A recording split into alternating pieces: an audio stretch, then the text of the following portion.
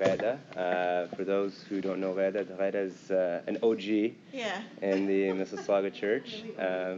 You're not old, I said you're OG. Yeah, original. And she's going to lead us in a discussion of postmodernism and Christianity. Right? Did I get it right? That's it. Perfect. All right. Okay. The floor is yours. Hi, everybody. I see a lot of new faces. It's so good to be here again. It's been a really long time. Wow. That's her son. I brought him to disrupt us. So I'm really happy to be here today. It's been a long time since I've come. But what I was thinking about talking about today, and I'm hoping that it's going to lead to discussion, is the theory of postmodernism and how it relates to Christianity. So what we're going to talk about is we're going to learn what is modernism, what is postmodernism, what is the theory of relativism, and what are the flaws of these ways of thinking or these systems of belief. Has anyone heard of the word postmodernism before? Nobody? Okay. So modernism was a movement it began in the arts, and then it went into like philosophy and general theory in society. It started in the first half of the 20th century, and it rejected all traditional values and techniques and emphasized the importance of individual experience. And like I said, this branched out into philosophy and ethical thinking. After that came something called postmodernism. So the time after modernism is postmodernism. So postmodernism grew out of modernism, but took it to a whole other level, and it is a departure of modernism generally defined by an attitude of skepticism, irony, or rejection of grand narratives and ideologies. Did you guys get that? I know it's a mouthful. Let me say it again. Postmodernism is generally defined by an attitude of skepticism towards everything that we believe, irony, or rejection of grand narratives and ideologies. So what's the grand narrative that we live by as Christians? Exactly, the Bible. Postmodernism is an intellectual opinion that rejects the possibility of reliable knowledge and denies the existence of a universal or stable reality. Does that make sense, Anthony? Okay. So basically, we all know it. Maybe I'm just not explaining it properly. It's the idea that there's no such thing as truth. Truth is relative, and to you, truth is different than it is to me, than it is to him, than it is to the guy that sits next to you at your job. Everybody's truth is different, and we're allowed to just choose our own truth, and it doesn't matter what anybody else thinks. But we also need to respect everybody else's opinion of what the truth is. The main idea of postmodernism is something called relativism. Relativism is a doctrine that knowledge, truth, and morality all exist in relation to culture, society, or historical context and are not absolute. It basically eliminates the sanctity or sacredness of anything. Nothing is sacred anymore. We can make fun of anything. We can dispute any idea, whereas way back, and us as Orthodox people, we don't believe that we need to question every single thing, or that there are things that we believe are sacred that we don't need to make fun of, or we don't need to necessarily see completely from a different perspective. So moral relativism. So if everything is relative, then so is our morality. Postmodernists are notorious for asking, what is truth? Of course, for them, the answer is, there is no such thing as truth. It doesn't exist. Everything is relative, even the truth. So you might be in a philosophy class, and the professor will say, prove to me that chair is really real. That chair is a figment of your imagination. That chair doesn't exist. And if I believe that chair doesn't exist, that's okay for me. That's my reality. That's what I want to believe. And you need to respect my opinion that chair doesn't exist. Does that make sense? Okay. So we're getting there. So of course, saying that there is no truth is something that isn't a new idea. So modernists and postmodernists believe that they came up with this brand new idea. They're so ahead of their time, and they're telling us something that never happened. But I have a news flash for you. This is not a new idea. relativism is actually a very old idea. And I'm going to take you back to the Garden of Eden. So if someone can read Genesis chapter 3 from the beginning.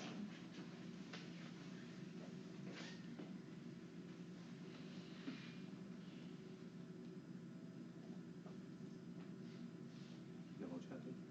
Just start and then I'll tell you when. Sure. Now the serpent was more cunning than any beast of the field which the Lord God had made. And he said to the woman, Has God indeed said, You shall not eat of every tree of this garden? And the woman said to the serpent, We may eat the fruit of the trees of the garden, but of the fruit of the tree which is in the midst of the garden, God has said, You shall not eat it, nor shall you touch it, lest you die. Then the serpent said to the woman, You will not surely die. For God knows that in the day you eat of it, and your eyes will be opened, and you will be like God, knowing good and evil. Okay, that's good enough. So that moment in our history is actually a postmodern moment. Because the devil, the serpent, is telling Eve, the truth that God gave you isn't true. You will not surely die. God doesn't want you to be like him.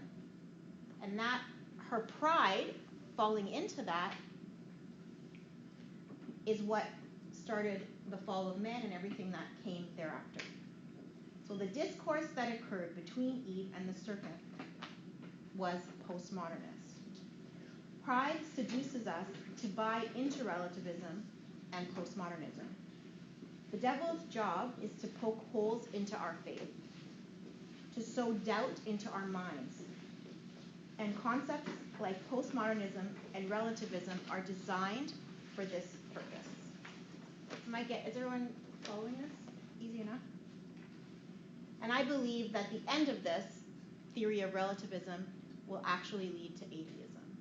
Because if nothing is true and we can't believe anything, then we actually become our own gods. If we get to choose what's right and wrong in any context, then all of a sudden everything can be okay. It's just up to me. I'm my own God. I make my own choices, and I decide what I want to do for myself.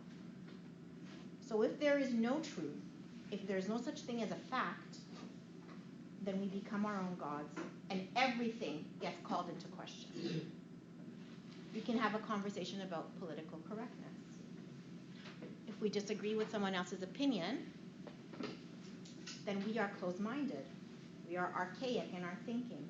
That's why the term orthodox has come to carry such a negative connotation, right? We are forced to be open-minded, to be liberal thinkers, to accept everything. There's no more black and white in our society. Every truth becomes blurred, and at the end, we end up losing our foundation. So postmodernism versus Christianity basically comes to get down to pride versus humility. I'll be my own God versus I will submit to the truth of the Bible. We as Christians have a grand narrative. Like you said, it's biblical truth, and we must hold on to it. If I'm honest, and I want to hopefully lead into a discussion, if I'm honest, I can tell you that I struggle with this a lot. I don't like making people feel uncomfortable. It's part of our Canadian culture. It's part of our education, of our schooling, of our morality as Canadians to be all-inclusive. But there's a fine line between being inclusive and actually accepting wrong. Our morality has become gray. But then when you think back, again, very simple story. The wise man built his house upon the rock. The foolish man built his house upon the sand. So if we think in those simple, childish terms, the rock is the Bible. The Bible is very clear about morality, about what's right and what's wrong, what's black and what's white. And if we build our lives on that foundation, we can weather any storm. But if everything becomes gray to us, if everything goes and we just choose for ourselves however we're feeling based on our emotions or based on what we see or what we hear around us, we lose all of that. So, let's talk about it. What do you guys think about it?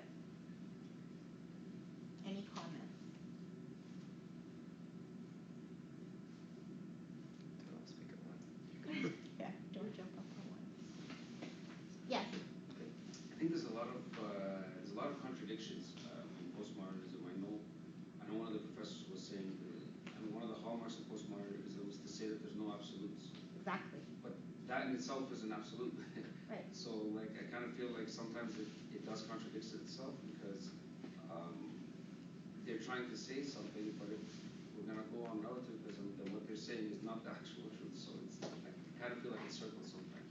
Very good. I totally agree. I totally agree. And even people who believe so much in postmodernism, there are certain things that they want to rely on, right? If we can't rely on anything, then they say they said an example about the pilot who's flying the plane that you're on. Do you want him to be sure that what he's doing is the right thing? You obviously do. Like, there are things that need to be definite in our life, and that's what we rely on. So why is it okay for us to put our morality on the line so easily? More comments? So maybe you can think about your own life, your own experience, and where you were forced to accept something or see something as gray when you actually know in your heart or in your mind that it's actually black and white.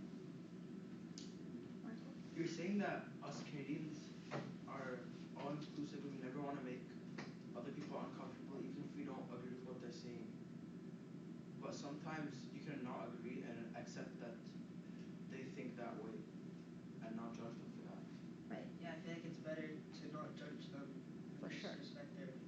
So don't get me wrong. That's why I said there's a fine line between being inclusive and we're not supposed to judge anybody. It's not about judging. It's about knowing for yourself what's right and what's wrong. For me. Not that you're forcing it onto other people. Everybody has struggles. There's still sin. We all have our own sin. But knowing within ourselves what we're really okay with. For our own self, not to dictate it to someone else. Somebody say something. Yep. Like homosexuality, pretty much. Of course, like we yeah. work with transgenders or like LGBTQ. Of course. Right? So you don't agree with it, but at the same time you can't. Yeah, you can't. Of course. And I really believe we need to pray for people. Big time. Like, so many people become lost in this. Like, if someone didn't grow up with the foundation that we are so blessed to have, if we didn't grow up in it, if our parents didn't teach us, if we didn't have the Bible to guide us, then imagine how confusing your life would be. Right? You don't know what's right and what's wrong. Yeah, it's just confusion. And it's really, really sad. But again, judge? Never. Never. If anything, you pity or you feel sorry for, you pray for, you help without judgment.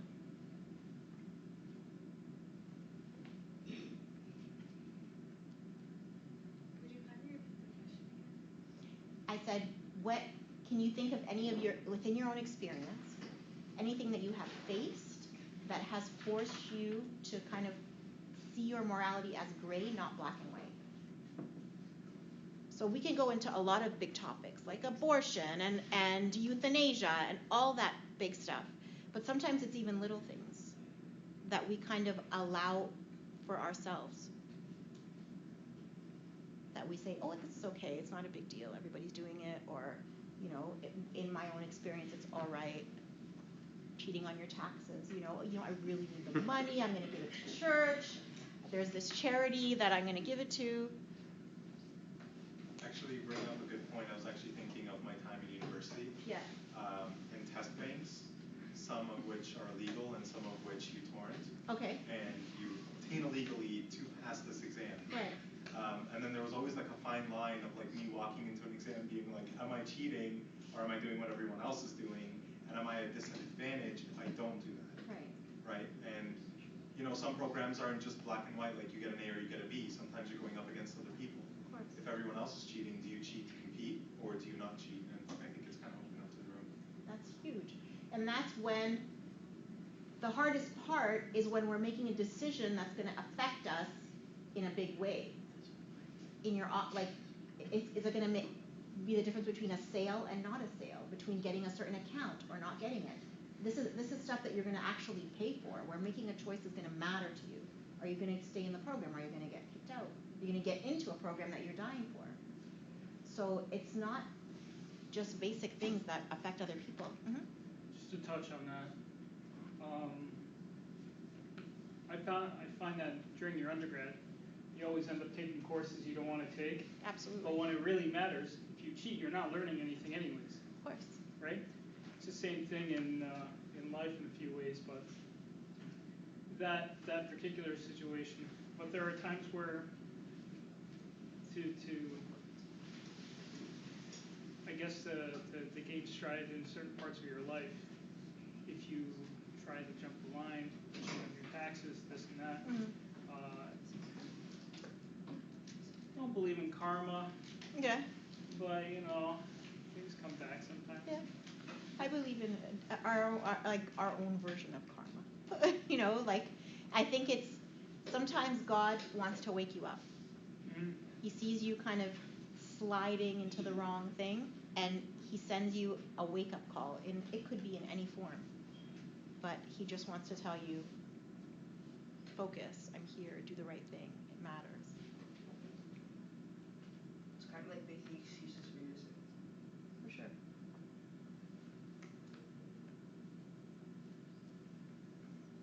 Anything else? You guys are so quiet, so peaceful. Are there any teachers? Yeah, go I ahead. was gonna say, like, another example that a lot of people don't see is like not that big of a deal. Downloading music or like Of course. illegally or movies. It's so true. Or Streaming movies. sports. Streaming sports. If you don't have cable. Come on, that's a lot. It's okay. Right. It's like it's okay. They're huge corporations. They make so much money anyway. Doesn't matter. You're still taking it, right? Yeah, absolutely. You're still taking it. You know, it actually begs the question, like, is it actually wrong? Like, am I telling myself it's a great area, or is it actually wrong? Like, I'm so curious. I mean, I won't say that I haven't done it, but it's definitely wrong, right? Yeah. You're stealing something that doesn't belong to you. Yeah. You would pay for that service otherwise. Yeah. We pay for it, it doesn't work. And then you steal. Yeah, And you're allowed to steal. They're stealing from you. But you were going to say something? Yes, so the further away you are from that, for instance, you're saying the big corporations, I'm just stealing whatever it may be, the further away you put yourself towards what you're impacting, the more likely that you're going to rationalize it, that it's a gray area, as opposed to if you're closer to the matter, for instance, a homeless person asks for something and you like decline or whatever, then it's kind of closer to you and you kind of feel it more than if you stole something from a homeless person. So I was at a talk once, and the speaker did a really interesting activity where she had this like tape on the ground that's basically your line for boundaries, and she's like, okay, so the first time you cross that line, you're gonna feel like you're crossing the line, but then take a couple steps forward, you don't see the line anymore, so you don't even know where you used to stand on things. And she would actually time it to see like if that speaker turns around, you're attempt to take a step behind her back to see if you can get past the line. And then people who were able to get forward, eventually the line is completely behind them and they've forgotten how to even work their way back. Right. And it's baby steps. That's so cool. So true. What a great exercise. But it's true, we do that. When we let ourselves do something small, just it's a slippery slope, right? Abuna Batra.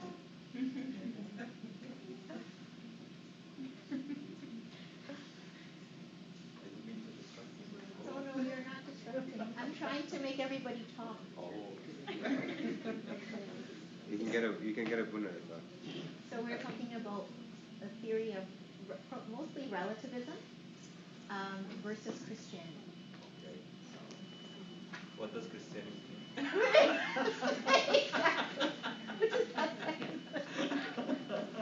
so the idea that everything is okay and everything is relative. It's based on your experience. That's a nice philosophy. Yeah.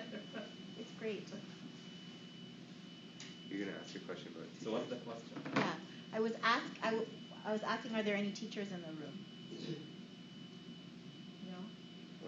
Do you teach elementary or high school? Special needs high school. Okay.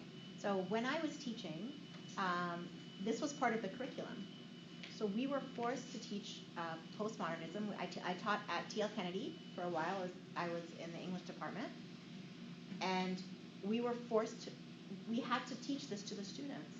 And I was so uncomfortable, and I had to do it. And it's one of my regrets. Like, I feel like I shouldn't have done that. I should have said I don't want to, but I didn't. I was young, and I was new in the board, so I just taught it. So what is truth? And they would say, but Miss, there must be something such as truth. No, there's no such thing as truth. And we would read books that explain, just kind of nailed this idea into their minds. Especially with that huge issue of that sex ed curriculum that came out like a few years ago. That was a huge issue with a lot of teachers. That's a great example of this, of what we're talking about, for sure. That's postmodernism in action, right? So, and whoever wins is the one with the loudest voice. So, and it's like you were saying, there's definitely an absolute at some point, right? There has to be. But you're allowed to opt out, are you not? I don't know. I never questioned. I never thought that I could. I just thought this is the way it is, and you have to just do it. I was in the public board, and I was a young English teacher. And basically, you're given the curriculum, and you have to follow it. You have to teach these concepts, and they're on the exam. So. Yes. Oh, sorry, I didn't know how loud it was. No, no. You can tell Joe that. We're talking about modernism, postmodernism, and relativism versus Christianity, Joe. What do you think? I think, in universities, not just universities, but in general, they talk about nothing being absolute, everything to be relative. This guy's an ace. That's true. That's true. What do you think of that in relation to Christianity, or in relation to biblical morality? I think that's not true. I think things are absolute. Like the Bible is absolute. It's either right or wrong, in like what it says in the Bible. Like right or wrong, I'm saying in terms of the morals. So it would say right or demonstrate what are the wrong morals not to follow as well. Right. Excellent. You should have taught the lesson. No, thank you.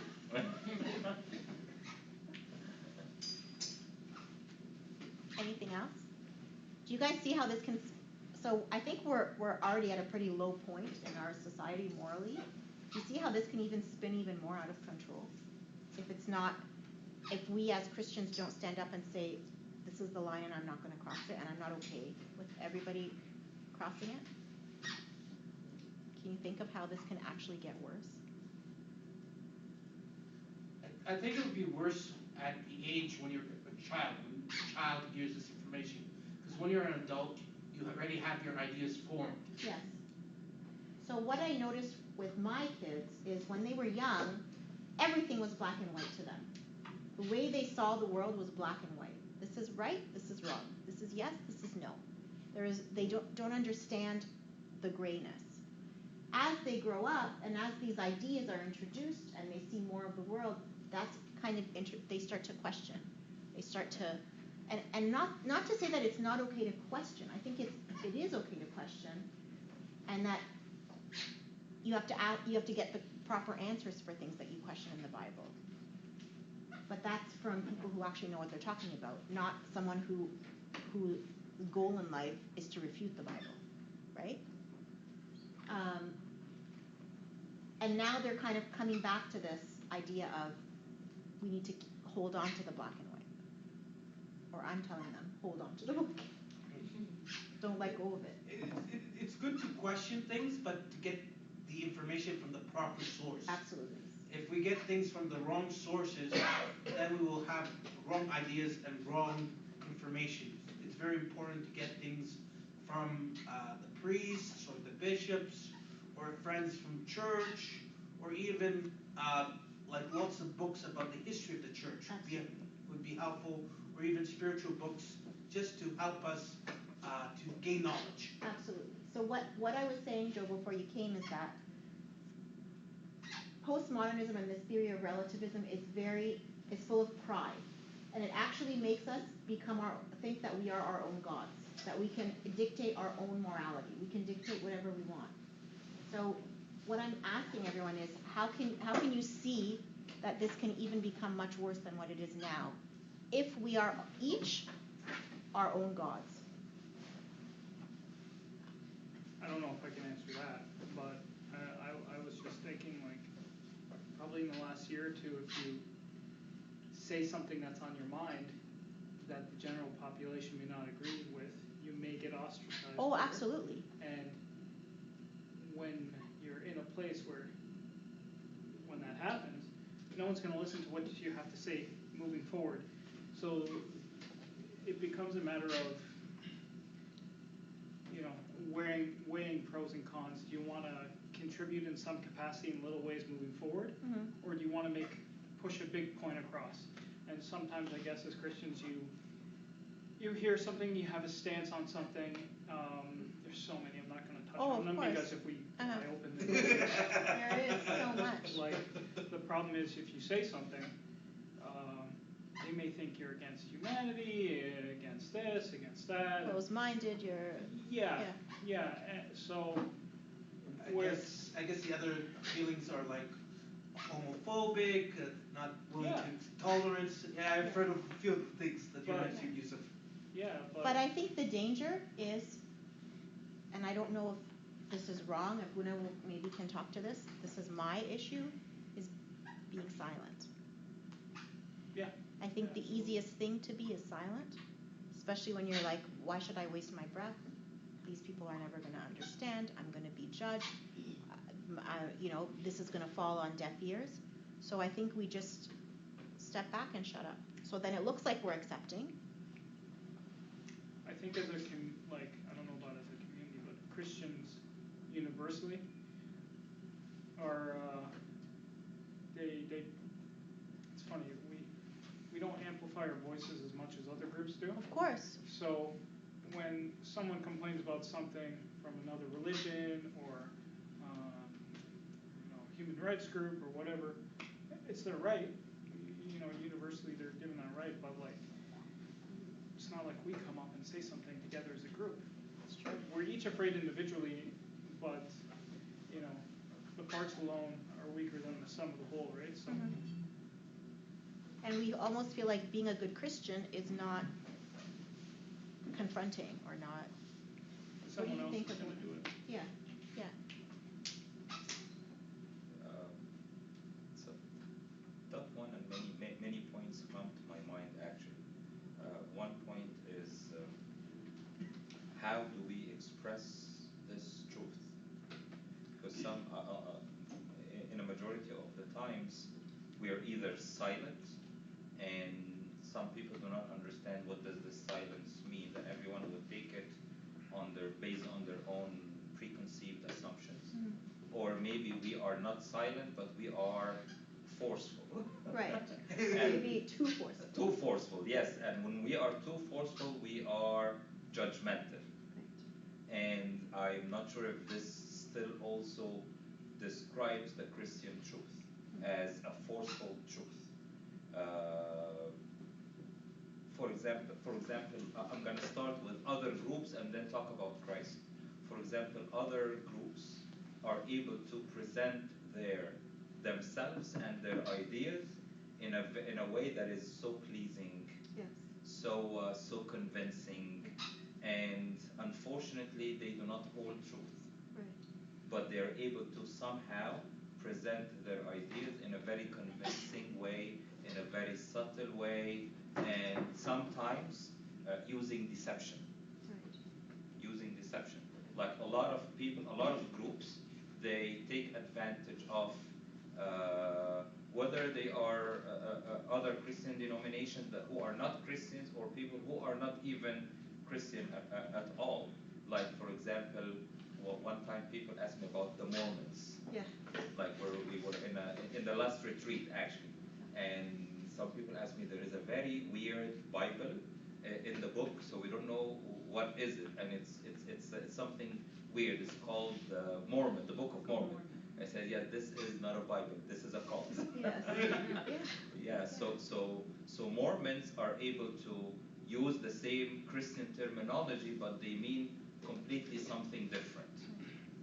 So this is how they attract Christians. They present what is peaceful, what is pleasing, what is nice, but then later on, then once you buy into it, once you are inside the cult, now you know more truth and you cannot break loose. So this is deception. And other groups of religions as well, they use you know what, even Saint Mary used to wear the hijab. So why are you against the hijab? Even Saint Mary used to wear the hijab. Why are you against it? So the idea is that they use a starting point that they attract people. I think, in my opinion, we need to be wise. As Jesus said, we need to be wise like serpents and meek like doves. And I read something about this wisdom. Wise. Why is the serpent called wise? Because it does not attack until it is safe. So the idea is not attacking. The idea is safety. The idea is being safe. Being safe to people. Being safe for myself and safe to people. It's not threatening people. Usually when I go to people, tell them, this is wrong. So I go with the absolute. You know what? This is wrong. You're not supposed to be doing this. I'm attacking. This is not safe. No one would listen to me. But when I find a different way, like a meek way, a gentle way, which is what Jesus used with the Samaritan woman, for example. To lead them to where they need to be. Yes. Exactly. So again, my point is the way of presenting the truth. It needs to have wisdom, not because I know the truth. It's in your face kind of thing. I think it's also the way we were brought up. We as a community, like any other community, minority group in a country, like the Tamils or the Ismaili community or some of the communities that were kind of in a kind of a minority level or oppressed level in their countries. But I can speak only for the Copts because I'm, this is the Copts of Egypt. You Copts? I think. A little bit. Yeah. So I was brought up in a community where like the majority of my friends were non-Christians. Right. In fact, 99% of them were non-Christians. And the way they expressed themselves was different from the way when I go out with some Christian friends, they're different. Yeah, it's like they speak a different language. Yes, not in a way that they have, they were not brought up in a way, don't do this, don't do that. I can express myself in the way I want to express it, whenever I want to. Yes, I agree with Abuna, you have to have wisdom in terms of what you express. Absolutely, that's absolutely right. However, the feeling like you cannot say whatever you want to say because you were brought up in a community. Oh, don't say this, don't do this. It's not right. You'll be, kind of exposed to to many problems. Like, don't do this. So it traveled with us in the land of immigration. That the church, we live in Canada, but most of us, unless you're born here and you have different views on things compared to being an Egyptian by roots or by birth, by roots, but not by birth, then your ideas would change. Even though that if you compare two Egyptians together, one was brought up here, born here, and another person was born in Egypt and raised in Egypt, you see the reaction to a different issue, not from in terms of the talk, the way they talk, would be different. You see the one who was brought up here is more forthcoming and speaks, and the other one say, oh, not my business, like I would rather not speak. So the point is, like, I guess the way you were brought up and the way you get your teachings from can affect the way you act, whether you are forthcoming or just keep silent. But I think also, even if you're silent or not silent, I think it's very important how you're brought up so you can have the basics. So no matter what people say, you have the basics. Like in math, you have the basic building blocks, and then you build from those basic building blocks. Whether you were born here and learn from the parents and the church community here in Canada, or learn from the persecution in Egypt.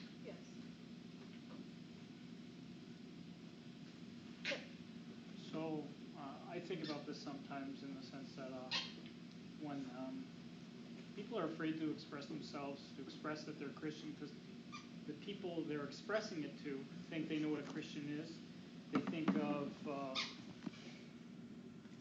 they think of the problems in the Catholic Church. They think of things down in the Bible Belt. How can a Christian who, someone walks into their home, the first thing is to kill them with their weapon, or just things like that. So I think there's a lot of concern to be challenged, and not having the right response in your arsenal of responses ready. I know personally, it's taken, and I'm not perfect by any means, but it's taken me some time just to have some answers to what people ask. But they have an idea, but because it's so, Christianity as a whole, there's so many groups, so diversified, where do you begin? I feel that we're very different than certain other sects. Very much, yeah.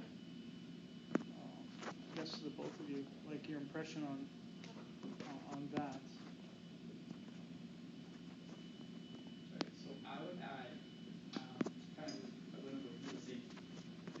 Probably the first thing that we should go for is just live the gospel, right? That would be probably it would say the easiest, even though it's not easy. The best. Yeah, that would be the best thing to do. Going on to the second part where, okay, so like your Orthodox, okay, what does that mean, and what is that, like, how is that different than the Roman Catholic and Protestants and whatnot? St. Augustine said that you should know how to back up like verses and how to back up like your standpoint. So like, majority of people don't ask like very difficult things, but they do ask things that we should know how to answer, I think. So like, doing a little bit of background, understanding the basics is comes in handy. Know your faith. This is very important. I mean, this is Christianity. This is the answer, yes. Christianity is not necessarily not preaching, though sometimes it's needed.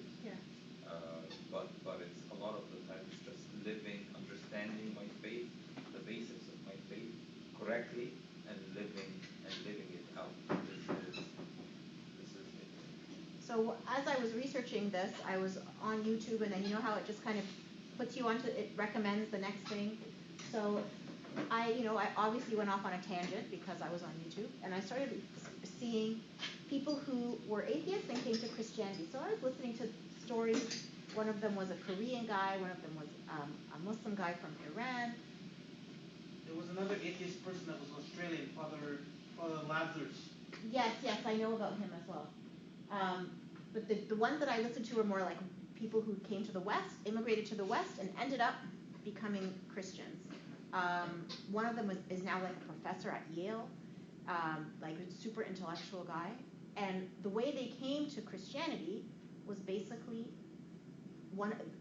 the Korean guy, when he came, he couldn't speak English.